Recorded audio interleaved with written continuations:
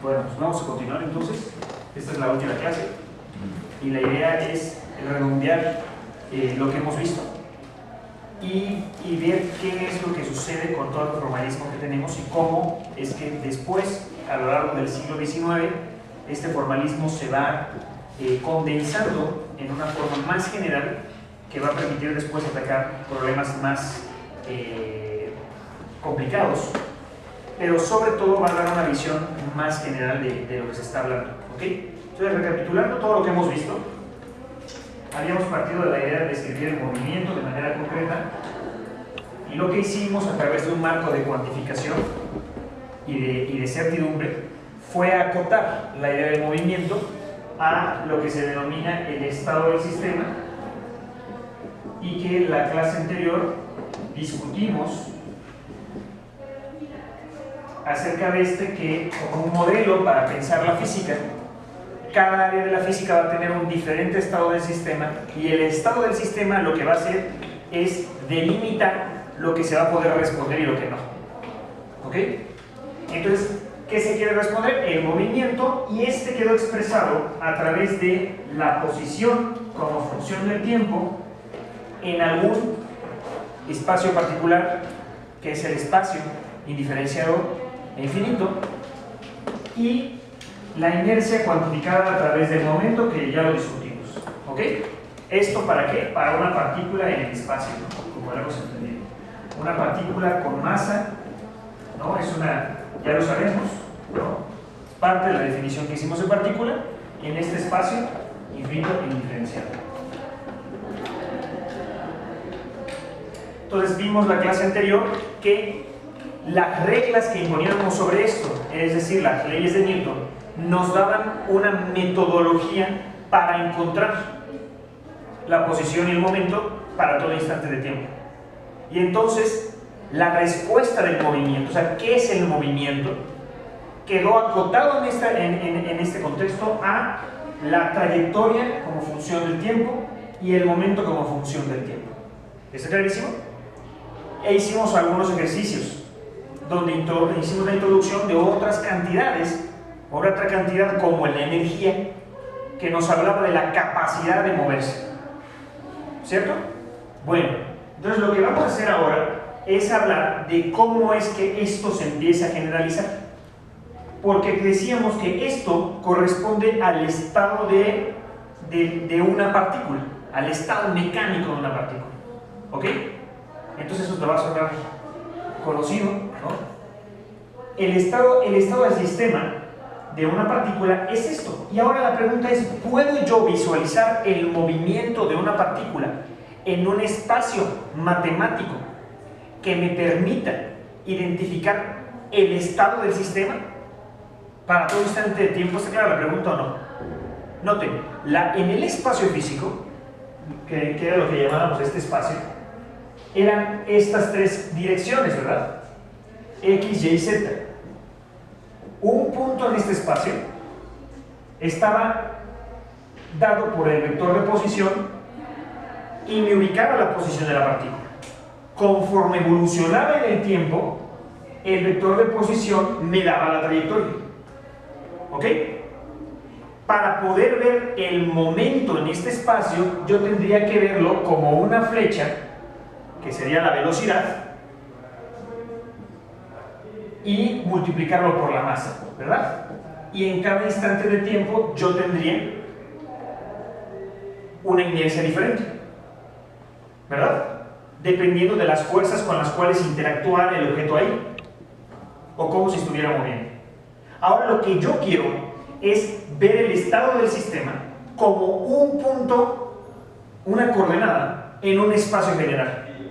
Es decir, en un espacio donde yo pueda ver todos los estados posibles del sistema. ¿Está claro esto o no? Entonces, esto se va a llamar el espacio-fase. ¿Ok?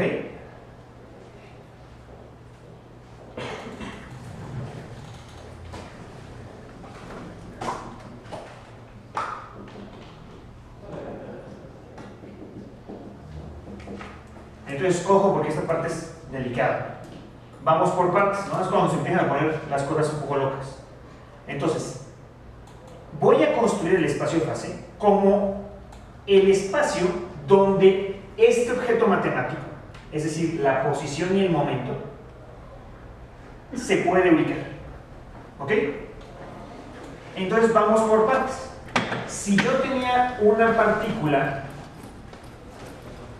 en tres dimensiones, ¿cuántos números necesitaba para caracterizar su movimiento? 6. ¿Recuerdan por qué 6? Porque eran los 3 de la posición, ¿verdad? Y las 3 componentes de la inercia. ¿Ok? Eso me identificaba sin ambigüedad a dónde iba el objeto y en dónde estaba en cada instante de tiempo. ¿Está claro? Entonces, para una partícula en 3 dimensiones necesito 3 componentes de la posición y 3 componentes del momento. ¿Ok? Si yo tengo una partícula en una dimensión,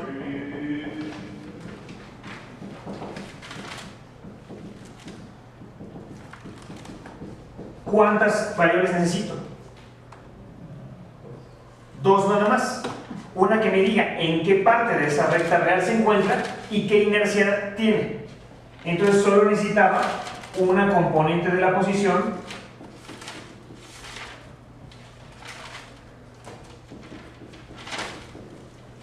y una componente del momento. ¿Sí está claro o no? Hasta aquí. Entonces, por simplicidad, vamos a tomar esto, un ejemplo de una dimensión. ¿Ok? Y vamos a tratar de visualizar el movimiento de un objeto en una dimensión. ¿Cuál? Vamos a tomar como ejemplo, como lo vimos en la clase pasada, el oscilador armónico. ¿Ok? Es decir, una partícula que está sometida en una dimensión a un movimiento de este tipo, donde en el origen está su posición de equilibrio. ¿Está claro? Y vimos que por la segunda ley de Newton esto se transformaba en la masa por la aceleración, dado que la masa es constante. Y esto lo podíamos interpretar como la masa por 2 veces la derivada de la posición. ¿Verdad? Y entonces yo tenía una ecuación diferencial que decía esto: 2 veces la derivada de la posición más la constante del resorte entre la masa por la posición del objeto es 0. Y entonces, ¿qué nos decían? Que entre más alejado estuviera el objeto de la posición de equilibrio, el resorte jalaba más y lo regresaba. ¿Verdad? Y entonces cuando pasaba por el centro alcanzaba máxima velocidad y luego llegaba al otro extremo, se detenía, se volvía completamente energía potencial y regresaba. ¿Verdad? Quiero ver el movimiento, es decir, el conjunto de posiciones y de momentos en cada instante de tiempo en un solo espacio. ¿Está claro? Eso es lo que quiero hacer. Y entonces construyo el espacio-fase como el espacio donde están posiciones y momentos reunidos. Entonces voy a hacer un espacio, un plano cartesiano, donde como coordenadas voy a identificar los estados del sistema. En este eje voy a poner la posición y en este eje voy a poner el momento. ¿Está claro o no? Entonces, si yo digo, la partícula está en tal posición y va hacia allá, eso corresponde a un punto acá. ¿Está clarísimo? ¿Sí o no? Me dice dónde está y a dónde va. ¿Ok? Entonces, por ejemplo, si pongo un punto acá, ¿dónde estaría? Estaría en la posición de equilibrio y tendría un momento diferente de 0. Es decir, tendría energía cinética. Si yo pongo un punto acá, ¿qué pasaría? Exacto, está en reposo, porque está en la posición de equilibrio y no tiene momento. ¿Está claro? Entonces la pregunta es, ¿puedo ver en este espacio el movimiento, ¿cómo lo puedo ver? Resulta que esto es una técnica completa que también se utiliza como método para resolver ecuaciones diferenciales, no nos vamos a meter en ese detalle, pero en una dimensión vamos a ver el ejemplo de cómo verlo, y ese es el ejercicio que vamos a tener, para que vean la conclusión a la que se va a llegar importante en el espacio fácil. ¿Ok? ¿Por qué necesitamos este objeto? ¿Sí? Entonces vamos a hacer lo siguiente. Vamos a reescribir esta ecuación como dos ecuaciones. ¿Ok? ¿De qué manera? Voy a recordar a la velocidad. La velocidad era la derivada de la posición. Y la derivada de la velocidad era la aceleración. ¿Está claro? La derivada dos veces la derivada de la velocidad, de la posición, perdón, es la derivada de la velocidad, porque es la aceleración. ¿Está claro? ¿Sí o no? Pero yo me doy cuenta que dado que x dos puntos, que es la aceleración, es igual a menos k entre m por x, yo puedo escribir a la velocidad como menos k entre m por x, a la derivada de la velocidad. ¿Está claro o no? ¿Sí? Muy bien. Entonces, ¿qué va a suceder? Fíjense, yo tengo dos ecuaciones. Una ecuación, voy a pasar la derivada para acá. ¿Ok? De tal manera que yo tengo que la derivada del momento, ¿cuánto vale? Pues menos k por x. ¿Claro? Porque la masa es constante. Y, fíjense, y el momento, ¿cuánto vale? X punto entre m. Lo voy a poner así. No, estoy escribiendo mal. X punto es igual a p entre m. ¿Están claros o no? Esas son las dos ecuaciones que tengo. ¿Sí o no?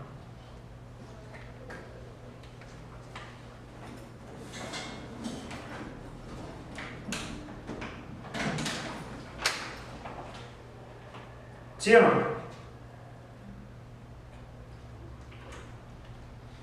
Muy bien. Entonces, fíjense en lo siguiente. Noten lo que estamos haciendo. Estamos construyendo un nuevo espacio donde las componentes de un objeto ahí, de un vector ahí, ¿quiénes son? La posición y el momento. ¿Está claro? Es decir, las coordenadas de este espacio son xp, no x y y. ¿Está claro? Sino x y p. Entonces, yo también podría identificar ahí un vector derivada. ¿Está claro? Es decir, el vector que tiene la derivada de x y la derivada de p. ¿Sí o no? Una trayectoria en el espacio de x y de p. ¿Está claro? O sea, si yo dibujo algo así, ¿este vector en qué dirección está?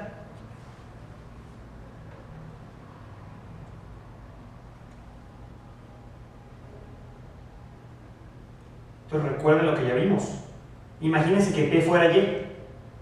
¿En qué dirección estaría la derivada de x y de y? Pues igual que la velocidad, estaría en la tangente. ¿Sí o no? Es decir, si yo me tomo este vector, por ejemplo, este sería el vector xp, el vector x punto, p punto, que son las derivadas, estarían acá. ¿Sí o no? Es el momento de preguntar, porque de aquí vamos a generalizar todo.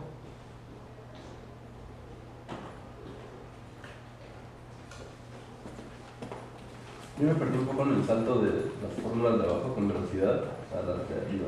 Ok, vamos a reescribirlo. Nota, primera cosa, lo que yo quiero es un espacio donde yo pueda ver el estado del sistema como un punto, como una coordenada. Eso se quedó claro. O sea, yo doy un punto en este espacio, ¿ok? Para que no te pierdas, no se pierda. Yo doy un punto en este espacio, voy a construir un espacio donde yo pueda ver el estado del sistema, ¿ok? Entonces, si doy un punto en el espacio donde tengo mi coordenada de posición y mi coordenada de momento, ¿ok? Entonces, yo puedo ver el estado del sistema, en dónde está y hacia dónde va. ¿Ok? Noten que este espacio tiene las mismas características que el espacio físico, es decir, el espacio infinito indiferenciado. ¿Ok? Ahora solo estoy extrapolando esa condición formal y matemática a un nuevo espacio donde yo pueda visualizar todo el movimiento de golpe. ¿Sí o no? Entonces, este espacio es tal que si pongo un punto aquí, sé inmediatamente en dónde está y a dónde va el objeto. Entonces, para hacerlo, para argumentar cuál es la estructura de ese espacio, lo que hicimos fue lo siguiente. Yo tengo esta ecuación diferencial que resultó de la ley de Hooke. O sea, la fuerza la expresé así. ¿Está clarísimo? Ahora lo que yo digo es que la derivada de la posición pues es la velocidad. O también el momento entre la masa. ¿Recuerdan?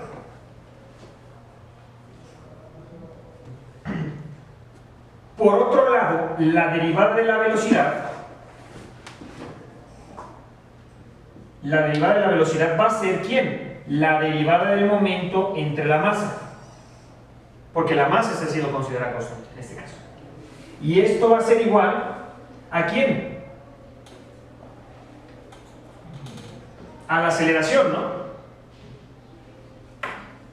Que sería ¿qué? La segunda ley de Newton. Pero la aceleración es igual a x dos puntos.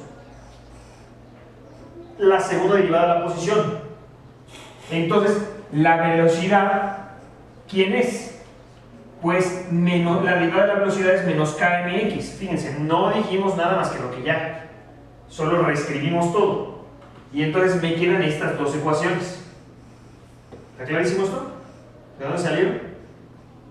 ¿Sí o no? ¿Allá? ¿Sí está claro? ¿Más o menos o no? Lo que queremos es un espacio donde yo pueda ver el estado del sistema. ¿Ok? Muy bien. Entonces me voy a este espacio. Este espacio tiene como un vector de posición, ¿ok? Cuyas componentes son la posición de la partícula y el momento de la partícula. Entonces, si yo dibujara una trayectoria en este espacio, este vector de posición va a tener componentes x y p.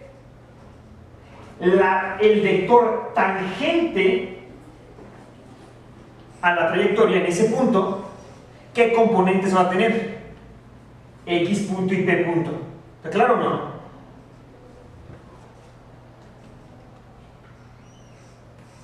¿Sí o no?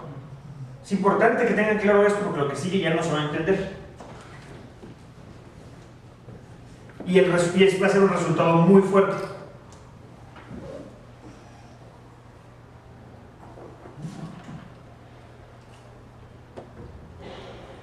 ¿Hasta aquí está claro? Bueno, lo que vamos a hacer es usar esas dos ecuaciones, fíjense. Esas ecuaciones, ¿qué nos dan? Nos dan las componentes de la derivada de ese vector. ¿Ok? Entonces, en pro de la claridad, voy a hacer redefiniciones que no se acostumbran a hacer. Solo voy a hacer en pos de la claridad. Vamos a definir un vector posición en el espacio-fase. ¿Está claro?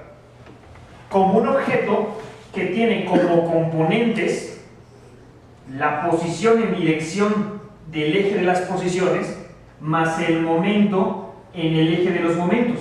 ¿Clarísimo? Y el vector derivada en el espacio-fase, que es ese vector tangente a la trayectoria en el espacio-fase, como x punto en x más p punto en p. ¿Está clarísimo? Solo estoy redefiniendo para que quede claro. Y entonces, ¿qué pasa? que estoy haciendo algo análogo a lo que tenía. Si yo veo un punto ahí, este va a ser REF. Y el vector tangente a la trayectoria en ese punto va a ser R.EF. ¿Sí? ¿Sí o no? ¿Clarísimo? Este es el espacio fase. Ahora sí, vamos a hacer un ejercicio. Vamos a usar estas ecuaciones para ver el movimiento en el espacio fase, cómo se ve. ¿Ok?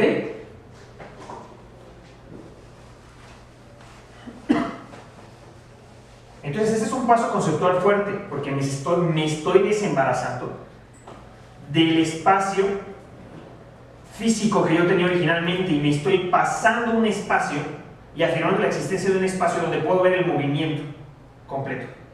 O sea, inercia y posición al mismo tiempo. ¿Sí? Entonces vamos a usar estas ecuaciones, ¿ok? Vamos a ver. Entonces me van a ayudar. Hoy la primera parte de la clase nos va a ir en eso y luego en las conclusiones. ¿Ok? Y en las generalizaciones de esto. Muy bien. Vamos a ver lo siguiente. Lo que yo quiero es identificar los vectores tangentes a la trayectoria. Si yo dibujo todos los vectores tangentes a la trayectoria, es como esos antiguos juegos de unir puntitos. ¿Está claro? Una vez que vea todos los vectores tangentes a la trayectoria, yo puedo dibujar la trayectoria. ¿Sí o no? ¿Tienen claro eso? Muy bien, entonces vamos a ver. Voy a elegir un punto y les voy a preguntar cuánto o en qué dirección aproximadamente va, ¿ok? El vector tangente, el vector derivado en este espacio. Recuerden, este es P, este es X, ¿ok? Entonces, vamos a elegir este punto de acá. ¿Cuánto valen X y P en ese punto? 0. ¿Cuánto vale la derivada? Si X vale 0, ¿cuánto vale P punto? 0. Si P vale 0, ¿cuánto vale X punto? 0. Entonces, el vector derivada, ¿cuánto vale? 0. No hay nada, es ese punto nada más. ¿Ok? Vamos a subir a este punto de acá. ¿Cuánto vale X en ese punto? 0. Entonces, ¿cuánto vale la componente en dirección de P? 0. Entonces, este vector no tiene esta componente. ¿Está clarísimo? Solo tiene una componente en esta dirección, en la de las posiciones. ¿Cuánto vale la componente en la dirección de X? Pues lo que valga P. ¿Está claro o no? O sea, si aquí avancé un P1, entonces va a tener esa componente en esa dirección. Entonces mi vector tangente va en esta dirección así. ¿Está claro para todos o no? ¿Sí o no? Pues es el momento de preguntar. Y cerrar todas sus lagunas de las clases pasadas. ¿Está claro para todos que el vector va en esa dirección, en ese punto? O sea, la flechita tangente. ¿Sí o no? Si no, puedes preguntar. ¿Sí está claro? No. ¿Qué no te queda claro? ¿Por qué va en esa dirección? Ok, fíjate. Si yo lo pusiera en esta dirección, por ejemplo, significaría que no tienen componente en X, pero sí en P. ¿Está claro? Aquí lo que sucedió es que X vale 0. ¿Está claro que X vale 0? Si X vale 0, P punto vale 0. Si P punto vale 0, entonces la componente de este vector acá en esa dirección es 0. Entonces te está diciendo tu vector solo tiene componente en dirección X, o sea, para allá. ¿Y qué valor tiene? P. P positivo. ¿Está claro? Ahora, ¿sí o no? ¿Ya? Si me voy acá, ¿qué va a pasar? Lo mismo. ¿Está claro? Pero ahora voy a tener que la P es más grande. Si la P es más grande, la componente es más grande. Entonces mi flecha es más grande. Si me voy para acá, ¿qué va a pasar con la flecha? Es más grande todavía. ¿Está claro? Muy bien. Vamos a hacer lo mismo, pero en el eje negativo. O sea, con los valores de P negativo. ¿Qué pasa con la flecha? ¿Hacia dónde apunta? ¿Apunta al mismo lado? No. ¿Por qué? Porque sigue teniendo 0 en X. Pero ahora los valores de P son negativos. Entonces la componente en dirección X es negativa y apunta para allá. ¿Sí lo ven todos o no? Y entonces voy a tener el mismo comportamiento pero en esta dirección. ¿Está claro o no? ¿Sí? Muy bien. Ya terminamos con este. Ahora vamos con este. Pongo un punto acá. ¿Hacia dónde va la flecha? ¿Seguro? Vamos a analizarlo. A ver, ¿cuánto vale P en este punto? 0. Entonces, ¿qué componente es 0? X punto. Entonces significa que no tiene componente ahí, sino que su componente tiene que ser vertical. Es un vector vertical. ¿Está claro? Aquí tenemos un valor de X positivo diferente de 0. ¿Qué signo tiene esto? Como tengo un menos, se vuelve negativo. Entonces la P es negativa. Entonces es un vector vertical que va hacia abajo. ¿Está claro? ¿Sí? Va así. ¿Qué pasa si yo empiezo a aumentar la X? Es más grande. Hacia abajo. ¿Ok? Muy bien. Ahora me voy a las X negativas. ¿Hacia dónde apunta el vector? Hacia arriba. Porque como X es negativo, el negativo del negativo me da un positivo. Y entonces tengo acá. ¿Y qué espero? Que si yo me muevo hacia acá, aumente. ¿Clarísimo? Estoy cada vez más chueco. Pues ya están los ejes. Ahora vamos a estimar las direcciones en cada uno de estos 4 cuadrantes. ¿Ok? Un puntito por acá. Como que ¿a dónde apunta?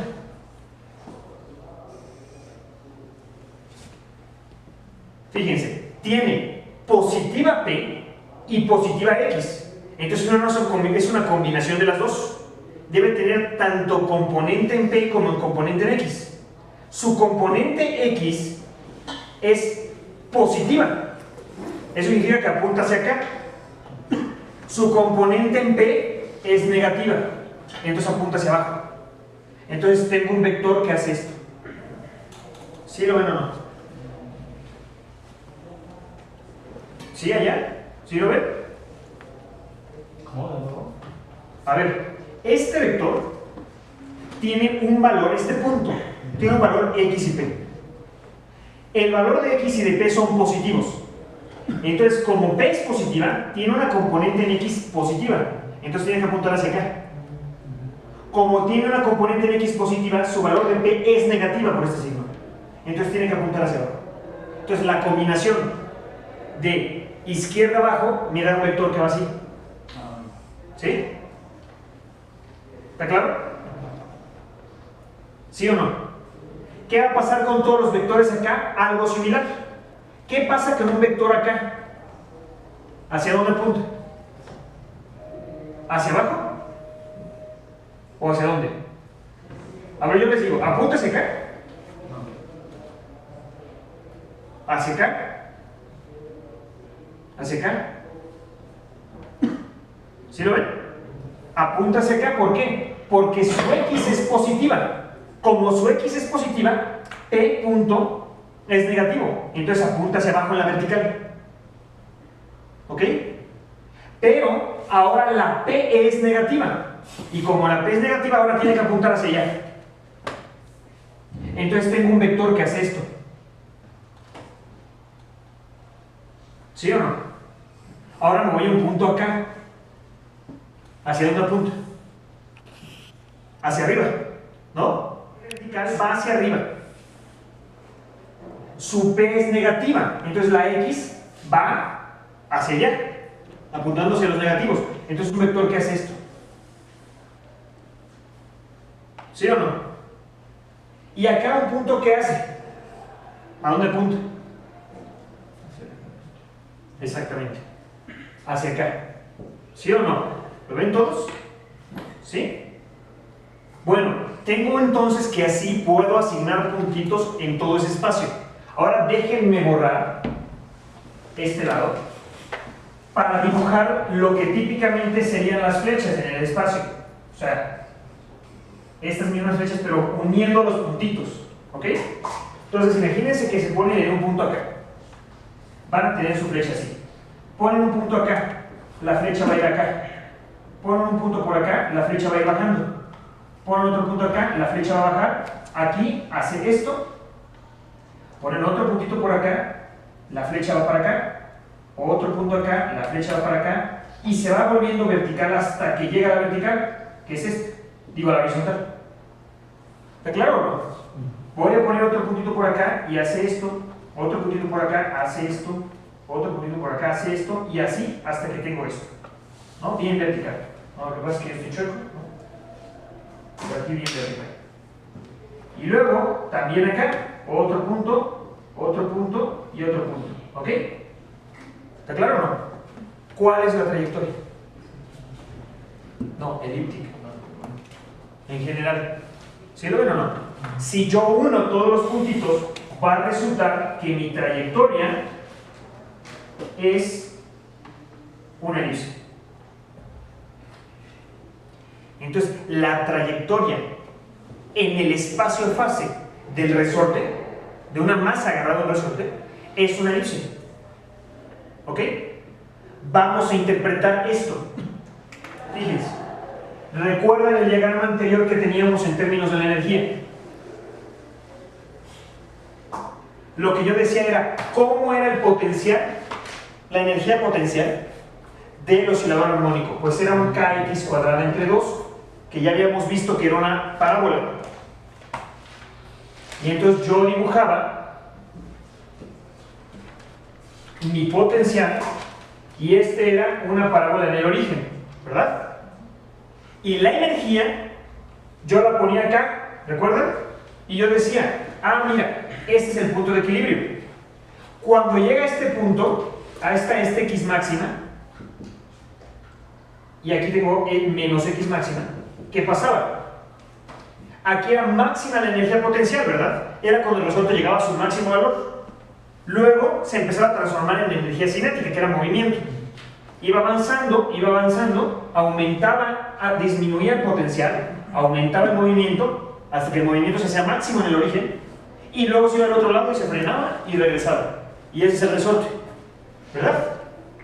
Vamos a analizarlo acá, fíjense. Lo voy a dibujar de nuevo, porque está súper chueco esto, ¿no? Nada más por eso. Ya saben que es una elipse. Para que quede bien. Recuerden, esto es P y esto es X.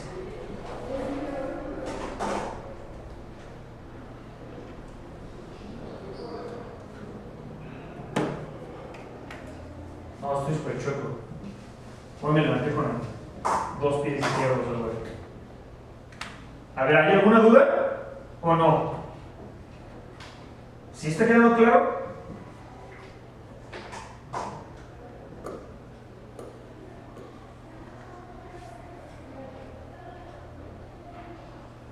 ¿Sí está quedando claro o no? Fíjense, ahí está esa elipse. ¿Ok?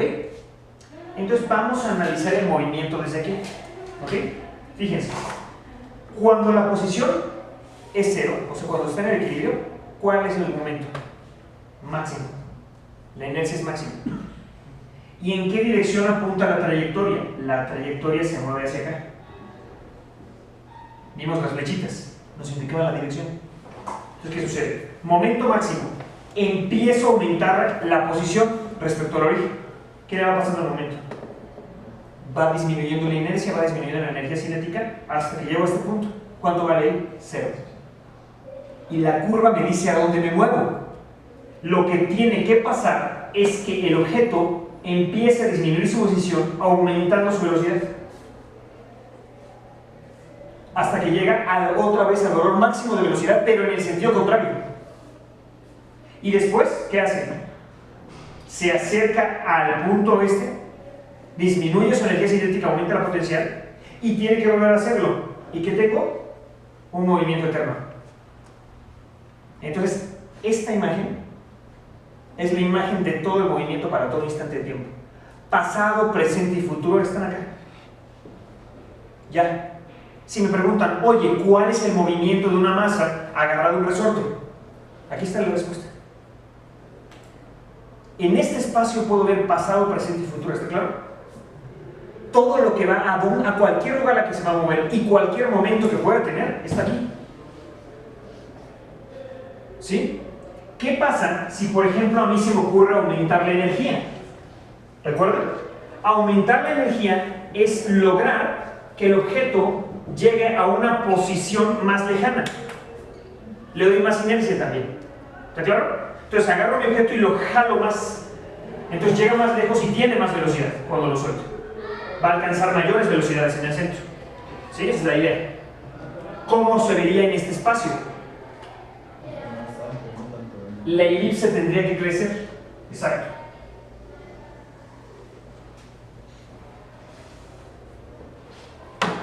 ¿Sí o no? Uno que tuviera menor energía, ¿cómo se vería? Y uno al que no le hago nada, o sea, tengo una masa amarrada a un resorte, pero no le doy energía, o sea, no le doy inercia, no tiene nada, está acá. Entonces, en un mismo espacio, tengo pasado, presente y futuro para cualquier condición inercial. ¿Está claro? Y la pregunta entonces, ¿sí está clarísimo eso o no? Aquí está la respuesta, aquí está pasado, presente y futuro, aquí está el movimiento. Por eso es que el estado del sistema lo responde. Pero ahora la pregunta buena, ¿y el tiempo? ¿Qué pasó? ¿Importa el tiempo ahí? ¿Dónde aparece el tiempo en ese espacio?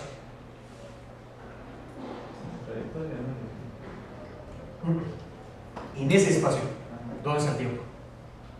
Ojo, el tiempo estaba como el parámetro que afectaba a la trayectoria o a la inercia y que me decía en dónde estaba para algún valor de ese parámetro. ¿Sí?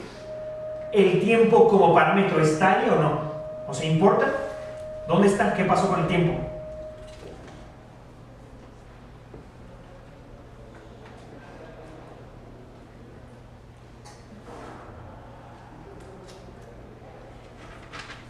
El tiempo no está. El tiempo estaría como un parámetro que me dijera qué tan rápido recorro esta curva. Pero entonces se me vuelve irrelevante. Porque yo podría poner y decir que yo recorro esta curva en 30 segundos o algo así. Pero también podría recorrerla en 40 segundos, en 50 segundos. Ojo, el tiempo acaba de perder un carácter dinámico. Solo quedó como un parámetro, sí es importante. ¿Ok? Es importante porque finalmente yo lo que tengo es la posición como función del tiempo y el momento como función del tiempo. Pero en el instante en el que yo construyo un espacio en el que el tiempo no es relevante más que como parámetro, es porque estoy viendo pasado, presente y futuro, ya era lo que yo quería. Entonces, si yo veo el movimiento de un objeto para todo instante de tiempo, el tiempo perdió relevancia. ¿Sí o no? Entonces, podemos plantearlo de alguna manera así, desde un punto de vista de la eternidad. Yo ya tengo el movimiento. O sea, tengo acceso epistemológico a todo el movimiento, que era lo que yo quería. ¿Sí? ¿Está clarísimo esto o no? A ver, preguntas. No. ¿Y se podría, digamos, aumentar infinitamente como, bueno, en este caso la elipse? O sea, seguir aumentando. En este caso sí. En el caso de un resorte, en principio sí. ¿Qué sucede? Que en realidad llega un punto en que si tú jalas un resorte demasiado lo estiras. Y esas son otras consideraciones. Entonces tu espacio debería de reflejar eso. Si tú estás pensando en un resorte perfecto, en el sentido de que no importa cuándo lo estire, siempre me va a restituir de la misma manera, o sea, en esa relación, este diagrama se extendería y tendrías cualquier cantidad de elipses, tan grandes como quieras. Por ejemplo, lo que sucede con el péndulo es que cuando está cerca de la posición de equilibrio, se comporta como una elipse. Conforme lo empiezas a jalar, empiezan a aparecer comportamientos extraños. Y de hecho, cuando lo inviertes, es otro comportamiento. Y todo eso lo puedes ver en el mismo diagrama. Porque esa fue tu pretensión. Ojo, con eso estamos completando lo que queríamos. Queríamos corresponder por el movimiento como cambio de posición que incorpora inercia. Ya está la respuesta aquí. ¿Sí está claro? Y entonces la pregunta sobre el tiempo quedó como un mero parámetro. Y es irrelevante. Porque era lo que yo quería. Si yo quería ver el movimiento para todo el instante de tiempo, no importa el instante de tiempo. ¿Está claro o no? Entonces, desde la mecánica, en esta primera instancia, ¿ok?, el tiempo queda fuera. No es así. En realidad, si yo incorporo algún sistema donde haya un cambio temporal explícito, eso lo debo incorporar y se generaliza el formalismo. ¿Ok? Y entonces, ahí lo que sucede es que el tiempo se relaciona con la energía. Y es otra cosa que quería platicar en la clase, pero no vamos a llegar más allá. Por lo pronto quiero que vean que el tiempo de aquí quedó como un parámetro. Ese es el punto importante. Para involucrar después el tiempo, uno debe ser una extensión de este espacio. ¿Sí? O sea, se puede y es importante. Pero aquí ya tengo pasado, presente y futuro. ¿Sí? ¿Hay alguna pregunta acá? En el espacio fácil, ¿sí? ¿Hay alguna pregunta? ¿No? Bueno, este fue una partícula en una dimensión. ¿Ok? Muy bien. ¿Qué pasaría si ahora tengo una partícula en 3 dimensiones? ¿De cuántas dimensiones es el espacio fácil? En 3 dimensiones la partícula. Una partícula en 3 dimensiones.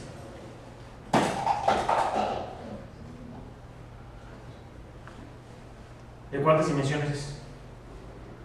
A ver, una partícula en una dimensión, ¿cuántas variables requería para dar su estado del sistema? 2, porque era su posición y su momento. Una partícula en 3 dimensiones, ¿cuántas requería?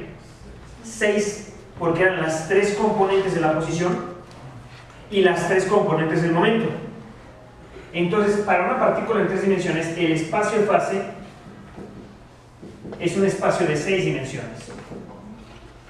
O sea, necesito 6 componentes para dar la coordenada sin ambigüedad. ¿Ok? Entonces, obviamente no podemos imaginar espacios de 6 dimensiones.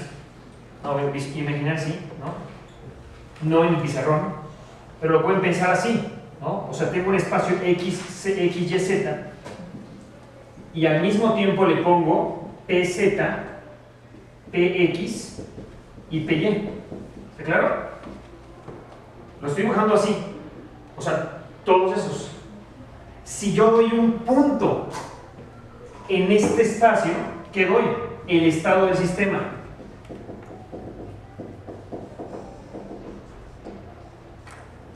¿Sí? O sea, dar un punto en este espacio me dice a dónde va y dónde está la partícula. ¿Está clarísimo? Si yo doy la trayectoria en el espacio de fase, o sea, el conjunto de puntos por los que pasa, si la doy completa, ¿qué estoy dando? El movimiento. Es decir, pasado, presente y futuro de la partícula en 3 dimensiones. ¿Ok? Entonces, ¿qué acabo de hacer? Acabo de complicar mi problema en términos visuales para facilitarlo en términos conceptuales. ¿Sí? O sea, acabo de perder la intuición porque esto ya no puedo imaginar, ya no puedo verlo. Pero conceptualmente sí lo puedo aprender. Si doy un punto aquí, o la trayectoria en ese espacio, más bien, toda la trayectoria completa, estoy viendo pasado, presente y futuro del movimiento, completo. ¿Está clarísimo? ¿Sí o no? O sea, pero si lo complicas en un sentido visual, ¿todavía tiene sentido graficarlo? No, ya no. Sí, o sea, ya no puedo. Esa es nada más una representación visual aquí para que se haga inteligible, pero ya no tiene sentido. En realidad sí lo tiene. Tú puedes graficar pedazos y tratar de reconstruir toda la imagen completa. Pero no tiene sentido graficarla a 6 dimensiones porque ni siquiera puedo. Directo. ¿Sí? ¿Está claro? Bueno, ¿qué pasa? ¿Qué sucede? como el estado del sistema lo es todo, yo voy a tener una hipótesis fuerte. Lo que voy a decir es lo siguiente: cualquier cosa que yo quiera saber del sistema, me lo debe de responder el estado del sistema, es decir, cualquier observable, cualquier cantidad que yo midiese, debe ser función del estado del sistema. Entonces, si yo tengo alguna observable,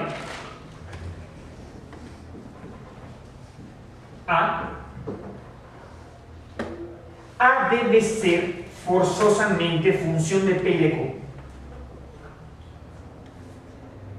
De P y de Q vectores. Perdón, ¿cuál Q? De P y de R vector. ¿Está claro? Es decir, si yo doy posición y momento de la partícula, yo encuentro el valor de cualquier observable. ¿Cuáles pueden ser? La energía, ¿verdad? La energía era ¿qué? Energía potencial más cinética. Y estaba en términos de ¿qué? Del momento y de la posición. Puedo darlo todo. ¿Ok? ¿Está claro? Esta ya es la propedéutica de la mecánica. Hasta aquí. Pero ¿qué empieza a suceder? Vamos a complicar. Pero antes de complicar, es necesario que yo sepa si se entendió esta parte o no.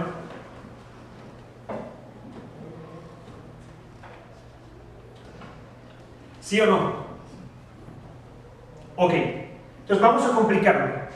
Ahora vamos a poner dos partículas. Pensando en la tercera ley de Newton. Una de las partículas puede ser el agente externo y la otra el sistema, o viceversa. ¿Ok?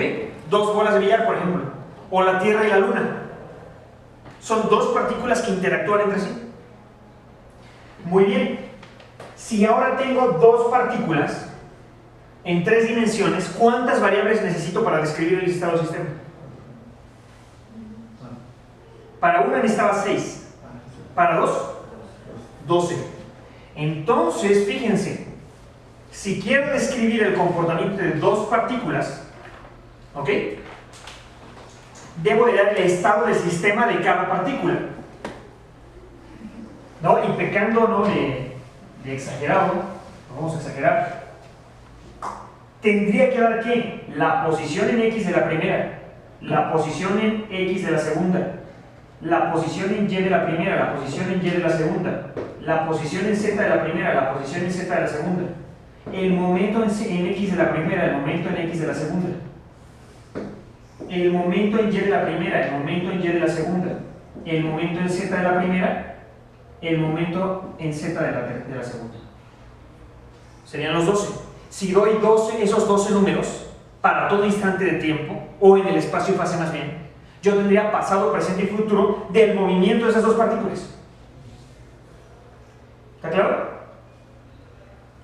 Entonces, el problema Tierra y Luna requiere de 12 dimensiones, pero no 12 dimensiones espaciales, sino 12 dimensiones desde el punto de vista matemático. O sea, 12 números reales.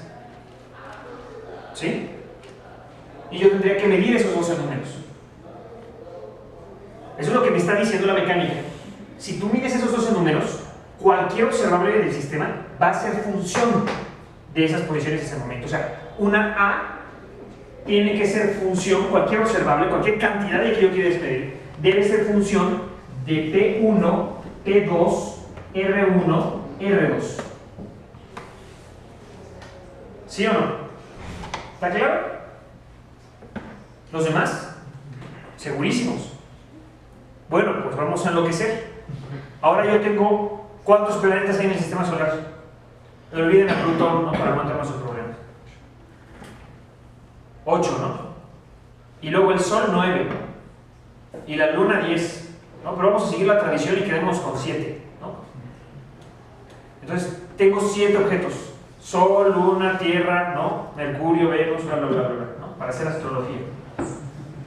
Pues si tuviera 7 objetos celestes, ¿ok?, en 3 dimensiones, ¿cuántas variables necesito? 42. Entonces el movimiento está ubicado de manera completamente bien definida en un espacio, ¿ok?, de 42 cantidades. Entonces, un punto en ese espacio me dice el estado del sistema. de los 7 objetos. Y la trayectoria en el espacio-fase, si la doy completa, me dice pasado, presente y futuro de esos 7 objetos. ¿Ok? ¿Está clarísimo? Y entonces, ¿qué sucede? Cualquier observable del sistema debe estar en términos de las 7 de los 7 momentos y de las 7 posiciones, ¿sí o no? Y eso lo voy a expresar así. No voy a escribir los 42 cantidades acá, no voy a acabar. Entonces le pongo unos corchetes y lo pongo así. Es decir, depende de la posición y del momento de todas las que los considero. ¿Está claro? Y entonces, ¿sí está clarísimo cómo quedó la propedéutica? ¿Cómo resolvería yo el problema de 7 planetas o 7 objetos celestes? Tendría que resolver las 7 ecuaciones de movimiento. ¿Está claro o no? Vamos a regresar a 2. Cada uno de esos 2 objetos, en este caso de 2, tendría una ecuación de Newton. ¿Está claro? La fuerza igual a el cambio del momento de 1 y la fuerza igual al cambio del momento de 2. ¿Está claro? Entonces, para encontrar el movimiento, yo tendría que resolver estas 2 ecuaciones diferenciales. O ver cuál sería la trayectoria en el espacio-fase completa. Si ahora tengo 7 objetos celestes, voy a tener 7 ecuaciones de Newton y tengo que resolver las 7. Entonces es la propedéutica, ya quedó establecida. Resuelve usted las ecuaciones de Newton que tiene para cada partícula, dando las interacciones necesarias, y el resultado es una trayectoria en el espacio-fase. O sea, una curva en el espacio-fase. Esa curva es pasado, presente y futuro. Usted acaba de encontrar el movimiento. Cualquier cantidad debe depender del estado del sistema. Entonces, si usted da esa trayectoria o esa curva en el espacio-fase, ya dio todo lo que tenía que saber. Ahí está. Acabamos con la mecánica. ¿Ok? ¿Está clarísimo? Y esos principios del siglo XIX, mediados del siglo XIX. Ya, acabó todo. Tenemos la respuesta por el movimiento que buscábamos desde Aristóteles. ¿Está claro o no? ¿Preguntas? Ahora que aquí viene lo bueno.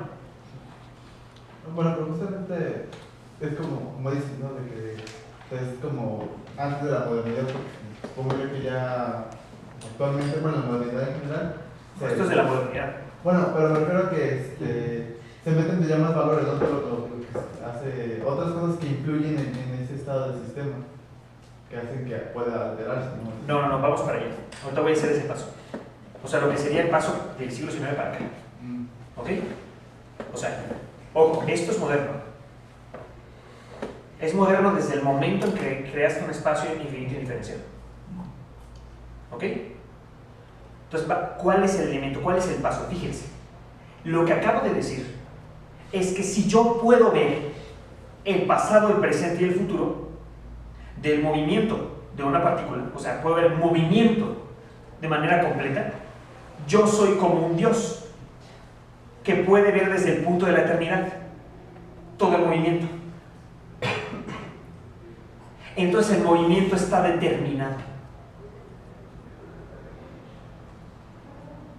Yo explico las causas del movimiento y con esta metodología lo encuentro y el movimiento ya está determinado. ¿Está clarísimo? Entonces, cualquier observable, cualquier cantidad que yo pudiera medir, ya está determinada también. ¿Sí? ¿Sí o no? ¿Lo ven? Entonces aquí va el paso crucial. No es un paso trivial, pero la cuestión que viene desde el siglo XVII es la del demonio de Laplace. Y es esto, ese es el mecanicismo, con el determinismo. Lo que voy a decir ahora, y es un proceso complicado a lo largo del siglo XIX, es el siguiente. Voy a llevar este formalismo y lo voy a extrapolar en el sentido más amplio a todo lo demás. O sea, ¿qué es todo lo demás? Todo. y se me va a olvidar todos los problemas que tuve que generar para construirlo. ¿Ok? Y entonces voy a construir el determinismo como se conoció para el siglo XIX. Voy a decir, si yo conozco las leyes que rigen al sistema, las fuerzas, las causas, y conozco, nada más por una razón de resolver las ecuaciones diferenciales, necesito determinar en algún momento el estado del sistema. Si conozco el estado del sistema en algún punto del tiempo, o sea, algún valorcito, ¿sí? Fíjense, ¿a qué se refiere esto? A identificar en qué elipse estoy, ¿sí? O sea, doy el valor en algún instante de tiempo, entonces me dicen en qué elipse estoy, y luego doy las fuerzas. La fuerza era elíptica, era tal que me generaba la elipse. Entonces yo conozco pasado, presente y futuro del movimiento. ¿Está clarísimo? Y entonces eso fue lo que de alguna manera importó la modernidad desde la tradición aristotélica medieval. Esta idea de yo conozco las causas, entonces puedo operar completamente sobre el sistema. Pero traducido desde el punto de vista mecánico. Yo conozco las fuerzas, ¿ok? Y alguna condición inicial, y entonces conozco pasado, presente y futuro, y está determinado el movimiento. Porque puedo ver yo el pasado, presente y futuro. ¿Está clarísimo eso? Y entonces hay un paso muy fuerte, que es finales del siglo XVIII, ¿ok? Principalmente, creo que está diciendo XVII, ¿no? XVIII. En el que, ¿qué sucede? Yo puedo suponer que las reglas que nos rigen a todos, quizá yo no las pueda obtener en términos epistemológicos, pero afirmo que existen. Y que hay una subjetividad que es capaz de hacer este mismo protocolo. Y ese es el demonio de Laplace. Entonces, con el demonio de Laplace yo garantizo que existe el movimiento y que está determinado. ¿Pero el movimiento de qué? De todo. ¿Está claro o no? O sea, si yo pensara en el movimiento de los astros, yo diría, bueno, quizá para mí esté súper difícil encontrar esas 42 coordenadas, pero asumo que existe una subjetividad más grande que la mía que puede identificarlas, y entonces eso me garantiza el movimiento, y entonces yo estoy determinado. Y entonces esa es la herencia a que lleva el problema durante el siglo XIX de necesidad de libertad. Porque las leyes de la física, pero ojo, vean los cambios que se están dando. Se están llevando entre diferentes niveles discursivos, una idea se está propagando. Claro, eso de nuevo, lo estamos haciendo inteligible desde la época contemporánea. En el desarrollo histórico todo está enredado, sintetizado de forma complicada de forma compleja en realidad, ¿sí o no? Entonces lo que estoy diciendo para recapitular es, yo acabo de dar un formalismo con el que doy cuenta del movimiento y definí bien movimiento. Después construí alguna subjetividad que podría dar cuenta del mismo protocolo en un nivel superior, y entonces con eso garantizo la existencia de un movimiento ya determinado. Y por supuesto, si las leyes de la física dicen que todo está determinado, ¿dónde está la libertad? ¿Ok? Pero quiero que vean que son pasos diferentes. ¿Ok? ¿Dónde es que se complica todo esto y llega a la herencia que tenemos en la actualidad del determinismo? Fíjense. A lo largo del siglo XIX empezaron a aparecer los fenómenos de la termodinámica, sobre todo por la revolución industrial, y de hecho comenzamos el curso comentando históricamente de volada esto. ¿Sí? Imagínense que ahora quieren describir un sistema en donde el resorte se frena, como lo tendríamos en un caso más o menos real, ¿no? Uno jala el resorte o el péndulo y no se quedan ahí para siempre, ¿no? Sino que se va frenando. ¿Cómo se vería ese movimiento en el espacio-fase?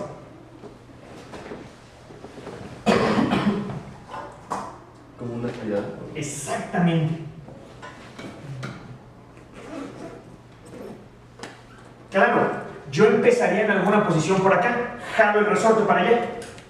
Empieza a aumentar su momento, pero en cada vuelta disminuye la energía, disminuye su capacidad inercial. y entonces llega cada vez menos lejos.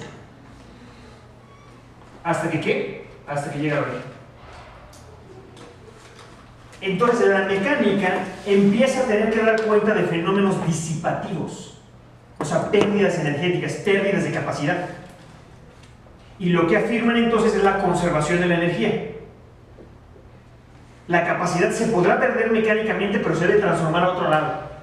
Y entonces surge el concepto de otras formas de energía, que la idea era revisarlas en el curso, pero ya no va a dar tiempo, como el calor, lo que quiera que eso signifique. Y entonces va a haber una transformación energética. Y va a aparecer el calor, va a aparecer el electromagnetismo, van a aparecer cosas así, en donde la energía la tengo de un lado y la paso a otra parte. Todo el proceso del siglo XIX va con la discusión, junto con los químicos, de la existencia discreta de la materia. ¿Ok? Y entonces se asume la existencia de componentes individuales. Es decir, que si yo tengo un objeto macroscópico, por ejemplo, yo, la mesa, todos nosotros juntos con el salón, el planeta Tierra completo, ahora me empiezo a fijar que en realidad habían componentes individuales y que debo tomarlos en cuenta. Entonces yo podía considerar a la Tierra como un punto, ¿verdad? Sin extensión de usarle una masa. Ahora yo puedo decir, ese punto en realidad es un objeto complejo, que tiene muchos puntos individuales.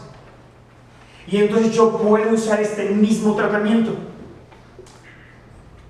¿Por qué? Porque si yo asumo que un gato o un perro, por ejemplo, están hechos de muchos componentes individuales y que estos componentes individuales siguen las reglas de la mecánica, entonces yo podría explicar el movimiento completo a través de las reglas de la mecánica. Y entonces aparece la noción de átomos y moléculas, que no es tan clara hasta principios del siglo XIX y que de hecho Einstein es el que la demuestra con el movimiento browniano, pero es otra historia.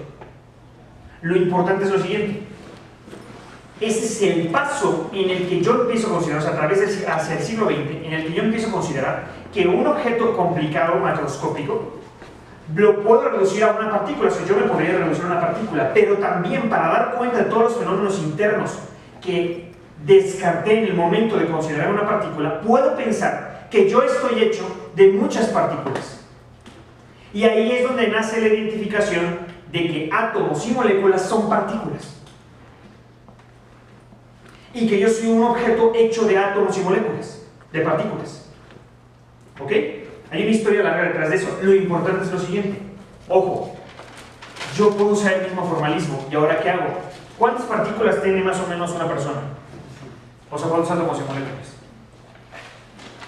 Pues quién sabe, pero típicamente, ustedes recuerdan el número de Avogadro, ¿no? O algo así. ¿Quién sabe? El número de Avogadro, ¿no? Es 6.023.225, no importa, por 10 a la 23. Esta es una potencia. 10 a la 23 objetos. Ese es como unos 12 gramos de carbón. Tiene ese número de partículas. ¿Sí? Muchas. ¿Está clarísimo?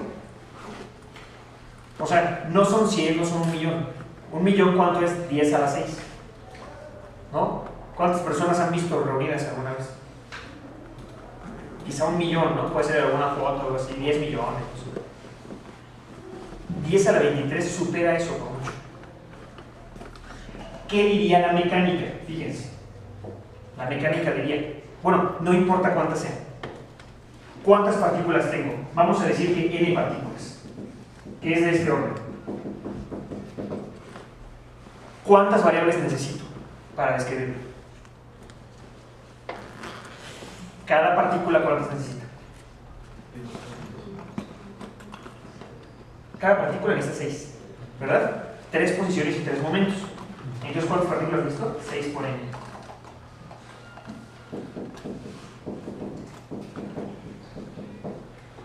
Dimensiones en el sentido de cantidades, de nuevo. ¿Ok? Entonces necesito 6n dimensiones. Entonces, si yo ¿y cuántas ecuaciones de movimiento tengo que resolver? ¿Cuántas leyes de Newton tengo? N. Una por cada partícula. N ecuaciones de movimiento.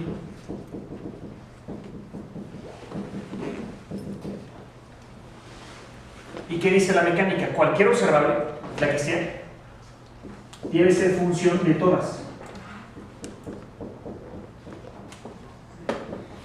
Entonces, este es el paradigma que nos fue heredado.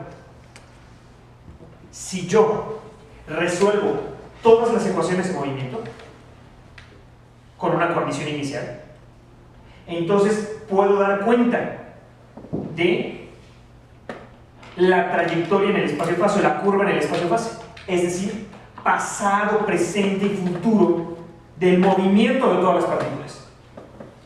Entonces acabo de dar el movimiento de n partículas,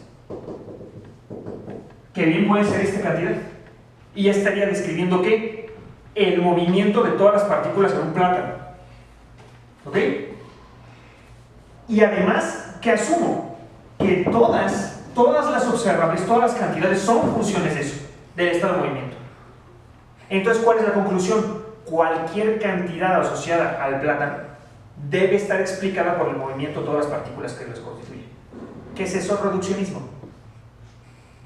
Si yo doy cuenta del movimiento individual de todos los componentes, entonces puedo explicar cualquier objeto.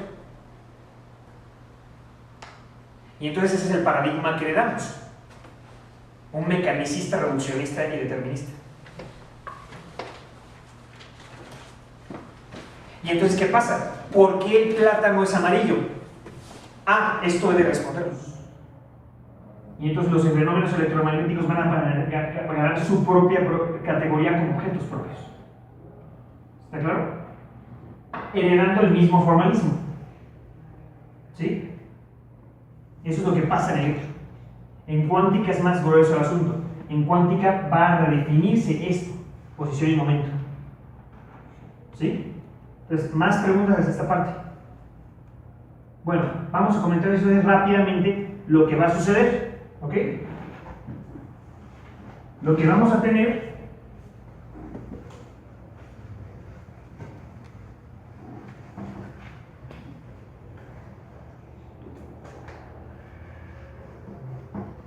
es lo siguiente. Vamos a pensar en el espacio-fase en dos tipos de comportamientos. ¿Ok? Pues la mecánica había lidiado con muchos problemas sencillos. Por ejemplo, el problema Tierra-Luna, cosas así. Cuando ponen Tierra, Luna y Sol, se empieza a complicar. No por el número de ecuaciones, sino por el tipo de interacciones que ya no se pueden resolver con ecuaciones cerradas. Independientemente de eso, podemos imaginar el movimiento en el espacio-fase. ¿Ok? Entonces, básicamente, la mecánica a finales del siglo XIX y principios del XX descubre que no había hecho nada y que no había resuelto nada. O sea, lo que había resuelto eran los problemas más sencillos que existían. Y el número de problemas sencillos que existen son cero comparados con los que todos complicados. ¿Ok? Entonces, ¿a qué voy? El oscilador que resolvimos es un problema súper sencillo. Y tiene esta característica. Imagínense que ponen dos resortes, dos masas, ¿ok? Pero que cambien ligeramente la masa de uno de ellos. Uno pesa 1 kilo y el otro pesa 1 kilo y 1 gramo. ¿Está claro? Muy parecido. ¿Cómo esperan que sea el movimiento de los dos? Casi idéntico. ¿Está claro? Es decir, si yo tengo que la primera masa es este, mi elipse está horrible. El de la segunda elipse, ¿qué va a hacer? Pues algo así, ¿está clarísimo? Muy parecido. Es decir, si los dos empiezan muy cerca, se van a quedar sus movimientos muy cercanos al tiempo. O sea, si los dos empiezan así, van a empezar a avanzar y van a ir los dos así. ¿Ok? Este movimiento cercano se llama regularidad. Movimiento regular, por así decirlo. O integrable. No voy a entrar en detalles de por qué. ¿Sí? Es un movimiento regular. Pero la cuestión es esta. Cuando ustedes empiezan a hacer un problema más complejo, le empiezan a meter más partículas, por ejemplo, un perro, ¿no? La atmósfera, el planeta Tierra completo, la complejidad aumenta. Pero resulta que no solo en términos prácticos, sino que uno ya no espera que el movimiento sea así de regular. Y entonces aparece el caos clásico o caos dinámico. En este sistema lo que sucede es esto. Ustedes pueden tener un problema en el que piensen, por ejemplo, un gas, ¿ok? Y quieren rastrear el comportamiento o condición inicial, todas las partículas en cierta posición con cierta inercia. Esa es una condición. Y tienen otro problema en donde lo que hicieron nada más fue mover un poquito. O sea, este es un punto del espacio-espacio, ¿está claro? Una colección de posiciones y momentos. Y luego tienen otra colección de posiciones y momentos. ¿Cuál fue el cambio? Que agarraron un átomo de los 10 al 23 y lo movieron así, a la izquierda. Todo exagerando, pero es la idea. ¿Ok? Lo movieron a la izquierda. Entonces, si el sistema es súper complicado, lo que sucede es que las dos trayectorias en el espacio-espacio, o sea, el movimiento completo, empieza a ser completamente diferente. Este se va por acá y hace quién sabe qué cosas, son sus posiciones y momentos, mientras que el otro le hace así y se va para allá. Esto se llama sensibilidad a condiciones iniciales.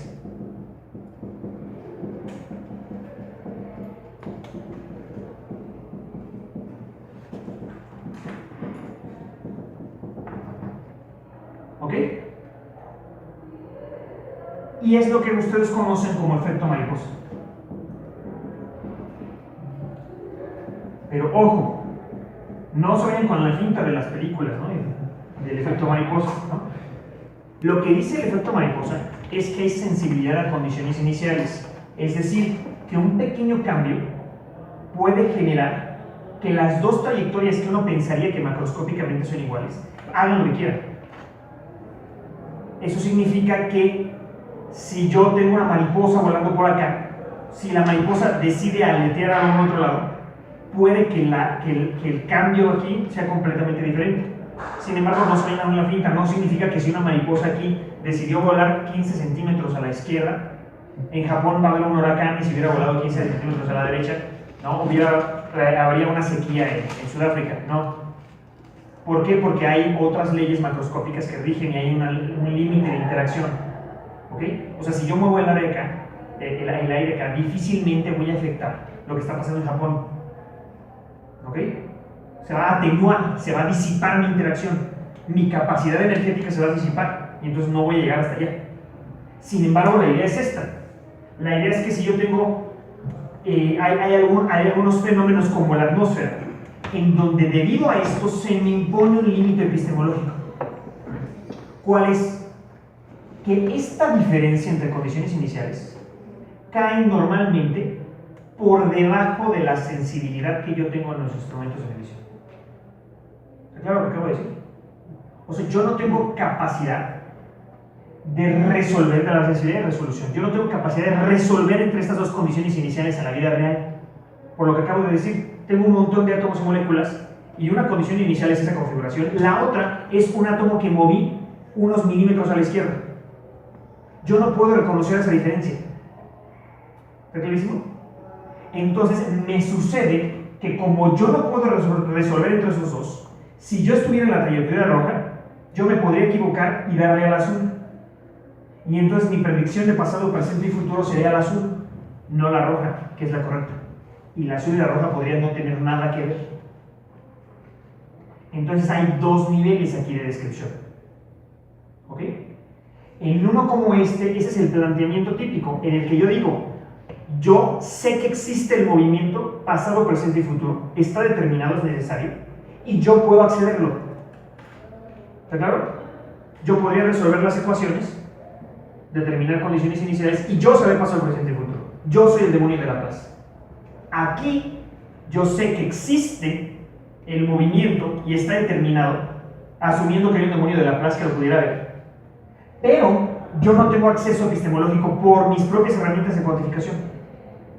Y entonces para mí es azaroso. Por eso es que se llama caos. Entonces es azaroso desde el punto de vista epistemológico, pero está determinado desde el punto de vista ontológico. O sea que de todas maneras se piensa que sí hay una determinación que sí no puede. Exactamente. O sea, de este lado se conocen, digamos, todos los agentes externos y de este lado no. No, o sea, ¿Podría ser ajá. Sí y no. Son propiedades de los sistemas. Ojo. ¿Ok? Típicamente hay una identificación con que estos sistemas son tan sencillos que conozco las reglas del sistema. Pero incluso yo puedo conocer las reglas de estos sistemas. ¿Ok? El problema está en que yo no tengo resolución para hacer una predicción en mi incertidumbre. Que mis incertidumbres pueden fallar. O sea, yo podría saber cuáles son las reglas que rigen a la atmósfera. ¿Ok? O sea, conozco las fuerzas entre las moléculas de aire, conozco las fuerzas macroscópicas, la termodinámica, lo conozco todo. Pero por el hecho de que yo no puedo, en mi marco de cuantificación, delimitar entre las condiciones atmosféricas y las condiciones atmosféricas con un átomo o dos movidos, entonces yo no puedo distinguir estas dos condiciones iniciales y por tanto yo no puedo predecir cuál es el movimiento. ¿Sí me explico? Aparece una noción de impredictibilidad. A pesar de que yo afirmo de que la trayectoria como pasado, presente y futuro existe. Y es lo que pasa en las condiciones atmosféricas. Yo tengo cierto grado de predicción de lo que va a pasar en la atmósfera, pero esa es más o menos esta región cuando se empiezan a separar. Si resulta que hay otra tercera trayectoria acá, que se parece mucho acá, y que aquí se perdió, ¿te das cuenta? Se perdió mucho antes. Yo no podría distinguirla de las otras dos. Y es lo que pasa. Yo puedo predecir el estado de la atmósfera, pero dentro de una semana. No podría hacerlo dentro de un mes. Pero asumo que el demonio de Laplace sí puede. ¿Está claro? ¿Sigue estando entonces dentro de la tradición del paradigma del determinismo? Claro. Exactamente. Sigue siendo mecánico. ¿Y sigue estando en una confusión de niveles de discurso? No, ahí ese es el peligro, ¿no? O sea, si no, recuerda que los niveles de discurso de los que estábamos hablando eran ajenos a la descripción que hicimos de lo que sería la mecánica. ¿Ok? Entonces se van a propagar igual. Y entonces uno termina diciendo, ¿no?, que el caos dinámico, por ejemplo, es la prueba del azar o cosas así. No. Desde el marco de la mecánica, esto está bien determinado. El movimiento está determinado, hay pasado, presente y futuro. Simplemente yo no tengo las capacidades como para determinarlo. Ahora, ¿qué resulta? Que la mayor parte, es decir, casi todos los sistemas mecánicos que involucran interacciones complicadas y muchas partículas son de este tipo. ¿Está claro? Y esto se llama física de muchos cuerpos en general, pero no solo eso, hay sistemas muy sencillos, muy fáciles, en donde aparece caos. O sea, es una condición de los sistemas. ¿Sí? Para ponerles un ejemplo, si yo tengo un péndulo, el movimiento está determinado. Si se me ocurre poner 3 péndulos seguidos, bueno, de hecho con 2, es caótico. O sea, si pongo un péndulo y le pongo otro péndulo amarrado, búscalo en internet, en los videos de YouTube. Pongo un péndulo y le pongo otro péndulo, el movimiento se vuelve caótico. O sea, puedo poner 2 péndulos, empezarlos a la misma distancia, en la misma posición, y conforme empiezan a moverse, uno va a empezar a girar así, que es el que va a hacer, y el otro va a hacerle así.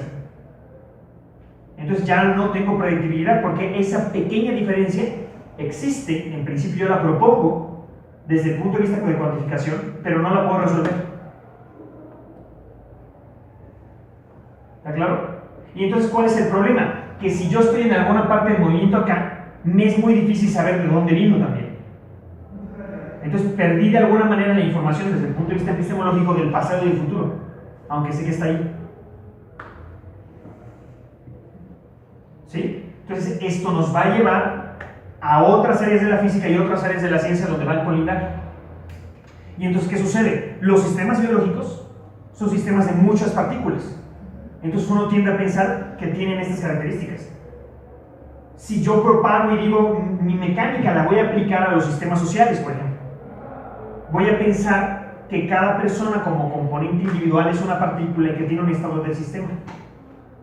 Entonces, todos los fenómenos sociales se podrían reducir en principio a esa visión mecanicista. ¿Y qué va a pasar? Ah, pero tengo muchas partículas, tengo muchas personas. Entonces va a aparecer algo como esto. Y se va a propagar para todas partes. ¿Sí? Entonces era lo que te decía la otra vez, ¿no? Uno podría suponer y decir, una persona, el estado del sistema de una persona, ojo, de la psique de una persona, no desde el punto de vista físico, no sería su posición y su momento, ¿no? Sino, por ejemplo, su yo, su ello y su superyo. Entonces, si yo cuantifico su yo, su ello y su superyo, yo puedo predecir lo que va a hacer. Aún si hiciera eso, ¿no? En una locura como tal, aún si hiciera eso, si junto muchísimas partículas, o sea, muchísimas personas, me encuentro con estos problemas. ¿Ok? Desde el punto de vista mecánico, nadie está diciendo que de verdad las personas sigan un comportamiento mecánico. Lo que estoy haciendo es tomar el formalismo y extrapolarlo. Y es lo que ha sucedido. A lo largo de la historia y de la historia de la ciencia, se ha tomado de alguna manera el formalismo de la mecánica, y como fue muy exitoso, porque podía ver claramente el movimiento de un oscilador acá, pues entonces lo propagué a todas partes. ¿Sí está clarísimo? A ver, ¿tienen alguna pregunta? ¿No? Y entonces ya nos quedamos con ganas de discutir de relatividad, ni modo, será para otra ocasión. ¿Qué va a pasar con relatividad? Cuando vamos a hablar de relatividad, lo que voy a hacer es considerar al tiempo como una variable espacial. ¿Ok? Es decir, como uno de los ejes del espacio indiferencial infinito. Entonces ya no va a ser una sucesión mera de eventos. ¿Ok? Ya no va a ser un parámetro, sino lo voy a considerar un número más en los reales que necesito para describir en el espacio. Entonces es decir, como si yo estoy aquí, ¿a dónde me tengo que mover? A la izquierda me puedo mover, ¿verdad? A la derecha, hacia arriba y en el tiempo. ¿Ok? Y entonces lo que va a aparecer es que voy a necesitar ahora X, Y, Z y T. Y le voy a tener que asociar momentos, inercias a eso. ¿Qué se conserva? ¿Qué se conserva? ¿La energía? Sí, claro, pero ahora va a cambiar el asunto. Y entonces mi vector de posición es este, ¿está claro? Mi vector de momento va a ser el momento en X, el momento en Y, el momento en Z, y resulta que el momento asociado al tiempo, o sea, la inercia temporal, es la energía. Y esto se va a llamar el cuadrivector de energía-momento, porque es un vector de 4 complementos y de energía-momento. Somos muy ingeniosos. Y entonces lo que va a suceder es que la energía se va a pensar como inercia temporal. Y entonces esa frase de E igual a mc cuadrada no significa más que la energía ahora se va a considerar como una inercia. Y si la inercia la contabilizamos con la masa y la energía son lo mismo. Pero es una exigencia teórica, ¿está claro? No es una definición. ¿De dónde viene? La relatividad va a surgir de dos hipótesis. Primero, que todos los sistemas de referencia se comunican entre sí, que ya lo discutimos, eso está. Todos los sistemas de referencia inerciales, o sea, se dice, las leyes de la física son invariantes. Puedo comunicarme entre el sistema de referencia. Y el segundo, que va a ser el de Einstein, el importante, es que existe un objeto cuya velocidad es constante en todos los sistemas de referencia. Y eso va a imponer una restricción dinámica absoluta.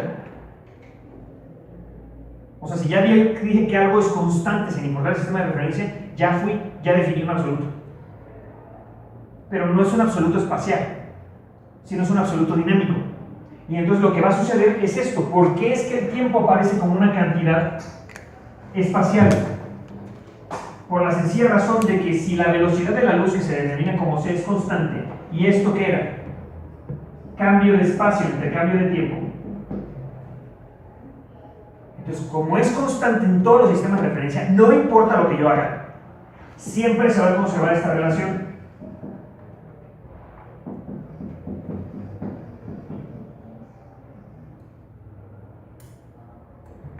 Y entonces ahora el objeto, fíjense, el objeto menos Ct es una cantidad espacial. Esa es la idea. Y el objeto que me interesa va a ser el cambio o la medición de cambio en el espacio-tiempo. Y aparece el concepto de espacio-tiempo. Y ya bla, bla, bla, bla, ¿no? Hay más cosas ahí importantes. O sea, todo se va a basar, eso es lo único que quiero que se quede, en que yo voy a poder medir distancias y tiempos como un solo objeto, y lo que me va a importar es poder medir esas distancias y tiempos. Y toda la relatividad va a ser una teoría para poder comunicar esas mediciones entre sistemas de referencia. Y cuando meto la gravedad, como vimos, genera un sistema de referencia no inercial. Y esa es la relatividad general. Va a ser el problema de medir distancias y tiempos en sistemas de referencia no inerciales y poder comunicarme entre ellos. Y entonces todos los fenómenos curiosos de la relatividad general, como agujeros negros, la paradoja de los gemelos, todas las cosas, van a estar en eso, van a ser problemas en donde se violentan nuestras intuiciones. Porque ahora mis mediciones invariantes son mediciones de espacio y de tiempo. ¿Por qué? Porque este objeto se mantiene constante. Y esa es una hipótesis que queremos garantizar. Y ya saben que hace poco decían que había unos objetos que iban más rápido que la velocidad de la luz, ¿no? Y finalmente se dio que no. Entonces, de nuevo, esta es una exigencia, no solo una hipótesis, una exigencia teórica que se va a manifestar. Pero ya no nos dio tiempo de discutir eso. ¿Ok? Entonces, a ver, ¿tienen alguna duda en particular de lo que vimos? La idea simplemente tratar de redondear y que vieran cómo es que el formalismo de la mecánica terminó constituyéndose como ese formalismo determinista, reduccionista y mecanicista que heredamos en nuestra época y que continuamente escuchamos a personas decir: si conoces las leyes de las cosas, estamos hechos de partículas, entonces yo podría predecir todo y todo se reduce a algo material. Ojo, no tienen que ver, son cosas diferentes que se apelmazan y se forman un paradigma desde el cual estamos pensando. Pero este paradigma, en el fondo, tiene muy buenas restricciones desde la cuantificación para responder en la física. En lo demás no puede garantizar respuesta porque se violentaría este marco epistemológico robusto desde donde se está hablando. Y eso pasa para cualquier formalismo teórico. Entonces, lo importante de la lección es conocer los límites y posibilidades de su formalismo. ¿Ok? Y también ser valientes para tratar de extenderlo, pero solo pueden extenderlo si los conocen, porque entonces saben qué hipótesis, qué partes del formalismo tienen que violentar o cambiar para extenderlo. Y si no lo saben, no lo pueden hacer, porque van a cometer errores. Y es lo que pasa una y otra vez en todas partes. Suena una idea muy bien, uno la pasa para allá, pero la pasa con todas las hipótesis que lo habían construido. Y hay hipótesis que se van a violentar, obviamente. ¿Ok? Entonces, ¿tienen alguna duda? ¿No? ¿Segurísimos? Bueno, si no, me pueden preguntar de todas maneras por los medios electrónicos, ¿no? Ya tienen mi correo, creo, ¿o no? Casi todos lo tienen, ¿o no? Bueno, pues este es mi correo. Bueno, luego se los paso, ¿no? Ya que me pregunten, y entonces si no tienen más dudas, pues ya terminamos el curso aquí. Espero que hayan aprendido bastante, ¿no? A pesar de los puntos álgidos conceptualmente, ¿no? Y pues les deseo mucha suerte. Muchas gracias.